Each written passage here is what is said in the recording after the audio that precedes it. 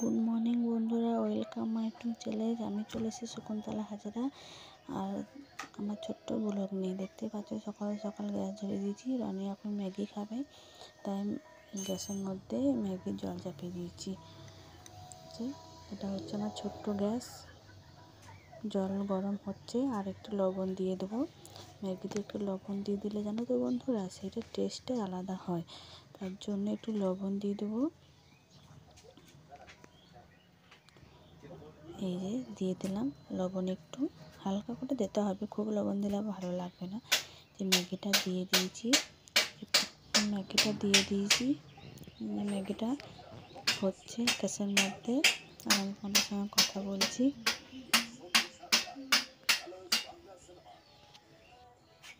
ম্যাগিটা ফুটতেও লেগেছে, এখন ফুটছে ম্যাগিটা। আর অন্য দিকে তাড়াতাড়ি লাগিয়ে দিয়েছে, ওর খুব খিদে পেয়েছে, তাই আমি তাড়াতাড়ি করছি। ও সকালে উঠে কিছু খায়নি গো, ও খায়ও না কিছু। দুটো করে সকালে দুটো ম্যাগি খায়, বিকালে দুটো ম্যাগি খায়। ওর 4টে ম্যাগি লাগে প্রত্যেক দিন। ম্যাগি নাকি ওর খুব ভালো লাগে, ফেভারিট জিনিস। ম্যাগি দিলেও সারাদিন কিছু না খেয়েই থেকে যাবে। তো দেখতে পাচ্ছ বন্ধুরা, ম্যাগিটা হয়ে এসছে। এবার মশলাটা দিয়ে দিলাম। ম্যাগির মশলাটা দিয়ে দিলে টেস্টটা আরও বেশি ভালো হয়।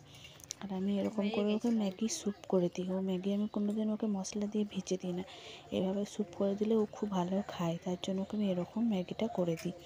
তো এবার ওকে দিয়ে দেবো। ও কাঁদছিল খিদে পেয়েছে বলে। এই যে দিয়ে দিয়েছি। আর গরম লেগে গিয়েছে ওর, দেখতেই পাচ্ছ গরম লেগে। ও ম্যাগি খাচ্ছে আর আমি এদিকে উনুনটা ধরিয়ে দিচ্ছি। দেখতে পাচ্ছ বন্ধুরা, উনুনটা কি সুন্দরভাবে ধরেছে। এবার আমি ভাতটা বসিয়ে দেবো, কারণ ওর বাবাই বাজার যাবে, বললো যে ভাতটা করে আমি এসে খাবো। তাই যে ভাত আমার ফুটেও গিয়েছে। এই ভাত আমার হচ্ছে, ভাতটা ফুটে গেছে, উনুনটা খুব সুন্দরভাবে ধরেছে। আর আমি তোমাদের সঙ্গে ব্লগ করছি, কথাও বলছি। আর ওর বাবাই তাড়াতাড়ি করছে, বাবাই বাজার চললো, তোমাদের দাদা ভাই এখন বাজার চললো। আর এই যে ভাত হচ্ছে, ওই তো চলে গেল। এবার আমি তো ডাল হবে, আর আলু সেদ্ধ হবে, বেগুন ভাজা হবে। তাই আমি ডাল নিয়ে নিয়েছি। ডাল হবে, আর টমেটো দিয়ে ডালটা করব, আর বেগুন ভাজা হবে। আর এই যে আলু আছে, এটা সেদ্ধ দেবো, প্রেসার কুকারে এখন দেবো সেদ্ধ। ডালটাতে আর কিছু দিইনি, এই আলুটা দিয়ে দিলাম। এবার প্রেসার কুকার ঢাকনাটা লাগিয়ে দেবো। দেখতেই পাচ্ছ বন্ধুরা, এই যে বেগুনটা কেটে নিচ্ছি। এমনি করে বেগুনটা ভাজবো আমি, এই যে এরকম করে ভাজবো বেগুনটা। কারণ এরকম বেগুন ভাজা বাড়িতে সবাই খুব পছন্দ করে, লম্বা লম্বা করে এরকম। এই যে এরকম ভাজবো বেগুনটা, এরকম ভাজবো বেগুনটা আমরা।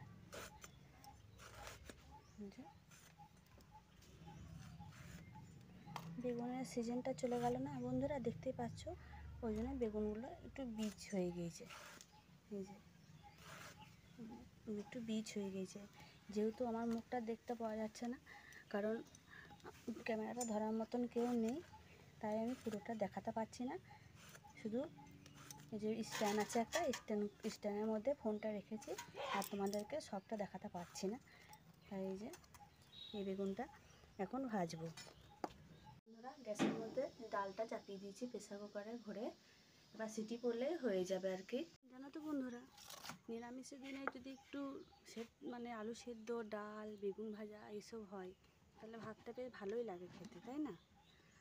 আমাদের তো বাড়িতে সবাই খুব পছন্দ করে বেগুন ভাজা, ডাল, আলু পোস্ত, আলু সেদ্ধ, এইগুলো খুব পছন্দ করে। রনিও পছন্দ করে, ও বাবাইও খুব পছন্দ করে। তাই এই যে আজকে হবে বেগুন ভাজা। কেটেই নিয়েছি, তোমাদেরকে তো দেখালাম যে বেগুনটা কাটলাম। বেগুনটা একটু ধুয়ে নিই, ধুয়ে নিলে দিয়ে একটু হলুদ আর নুন মাখিয়ে নেবো। এই বেগুনগুলো ধুয়ে নিয়েছি, একটু থালার মধ্যে রেখে দিলাম। হলুদ আছে, মশলা কত সব রকম মশলা আছে এখানে।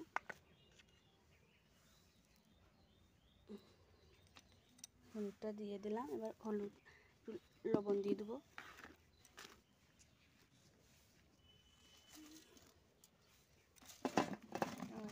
মেখে নেবো। কড়াতে এখনো তেল দিইনি গো, দেবো তেল। ওইদিকে প্রেসার কুকারে সিটি পড়ছে। আর একটা জিনিস জানো তো বন্ধুরা, বেগুন ভাজা মানে সেটা তো ঠিক আছে, আর আলু সেদ্ধটা একটু জিরে আর শুকনো লঙ্কা যদি না ভেজে ছানা হয় তার টেস্টটা মনে একটু কম লাগে, তাই না? যেহেতু পেঁয়াজ দেওয়া যায় না কো নিরামিষের দিনে, তাই একটু জিরে আর একটু লঙ্কা যদি ভেজে নেওয়া হয় না, তার টেস্টটা খুব মানে খুব ভালো লাগে আলু সেদ্ধটা খেতে। যে সিটি পড়ে গেছে প্রেসার কুকারে, তাই তোমাদেরকে পরে ডালটা চাপিয়েছিলাম, সিটিটা পড়ে গিয়েছে। ডালটা আর দুটো সিটি পড়লে হয়ে যাবে আর কি। আর ভাতটাই হয়ে গেছে, আগেই ভাতটা করে নিয়েছিলাম। তারপরে আলু সেদ্ধর জন্য লঙ্কাটা ভেজে নিয়েছি, দিয়ে দিয়েছি কড়ার মধ্যে। এবার তুলে নেবো, আর একটু হয়ে গেলে তুলে নেবো।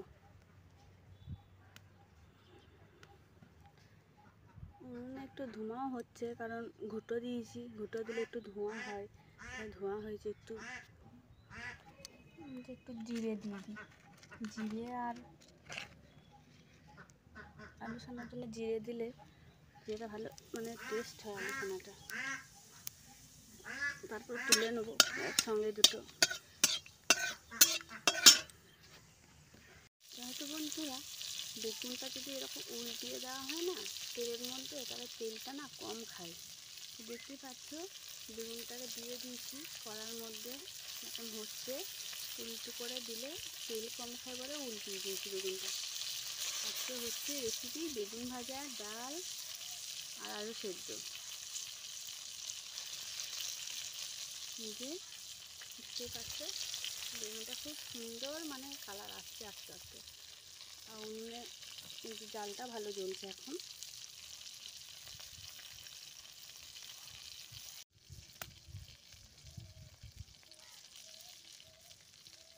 ভাজা হয়ে গেছে, দেখতেই পাচ্ছ বন্ধুরা বেগুনটা পুরো হয়ে গেছে।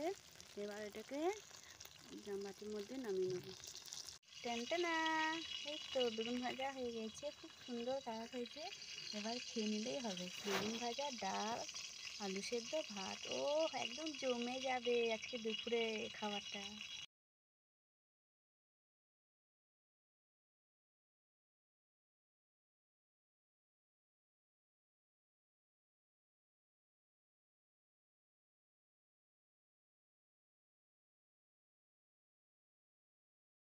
সবটাই দেখালাম। আমি আমার ব্লগটা এখানেই শেষ করছি, আর কিছু বলার নেই। পরের ব্লগে আবার সবটা দেখাবো। টাটা।